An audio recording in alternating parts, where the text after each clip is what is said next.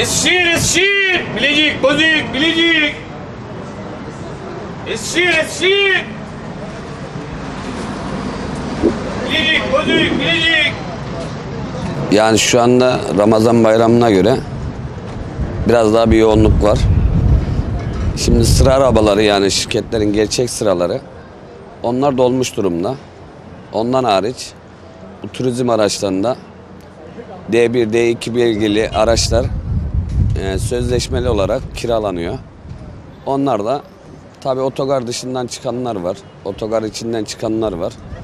Yani kurumsal firmalara bağlı ilave ek araçlar yapılıyor. Yani bunlara rağmen şu anda bilet fiyatları da artmış durumda. Yani atıyorum mesela bir Antep fiyatı bayramdan önce 100 liraysa şu anda 200 lira.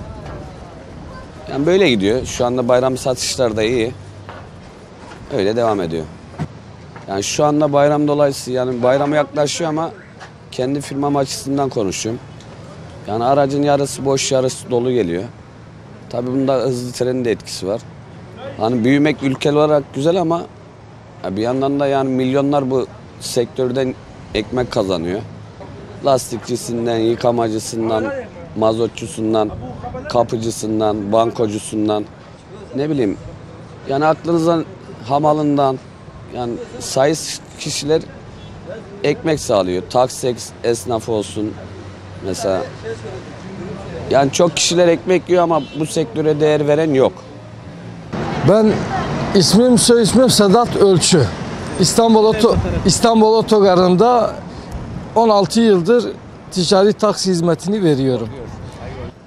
Biz şu an ayda 8.000 gibi bir kira ödüyoruz. Sigortalarımızı cebimizden ödüyoruz. Taksicinin derdi çoktur. Hani anlatmakla burada nasıl çözülür bilmiyoruz ama İnşallah baştaki yetkililer sesimizi duyar da bir çözüm şeyine giderler. Şu an yoğunluk eskisi gibi değil. Yani tabii ki dolar başını aldı gitti. Şu an yoğunluk bayram tatilidir, gitmeler gelmeler çok azaldı. Bize pek faydası olmuyor. Piyasalar herkes birbirine bağlıdır. Piyasalar canlıysa bize de yansıyor ister istemez. Yoğunluk vardır, yalnız bütün arabalar zarar ediyor. Sana diyeyim. 1 litre mazot olmuş 6,5 lira. Evet. Yani yoğunluk görüyorsun da yoğunluk diye bir şey yok yani. Hepsi zararından gidiyor. Bütün araçlar. Yani artık burada araç taşımıyor, yani yolcuları taşımıyorlar. Hepsi zararından. Ciddi söylüyorum. Kuru karabalıktır yani. Tamam, bu bayram yoğunluk var. Yoğunluk var. Araçlarda artık mazot parası ödeyecek şeyindedir. Hatay'a yolculuk yapmak istiyorum. Fakat bilet bulamıyorum.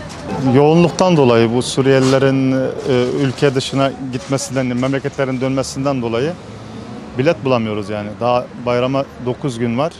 Şu an bilet bulamıyoruz. Ek seferler zaten yapıyorlar. Ayrıca fiyatlar zaten normalde 100 lira, 110 lira, 130 lira, 170-180 liraya kadar bilet bulamıyoruz. Ben de Adana'ya kesmek istiyorum. Adana da dolu. Hatay'a gideceğim. Bilet bulamıyorum. Öyle bütün firmaları geziyorum yani.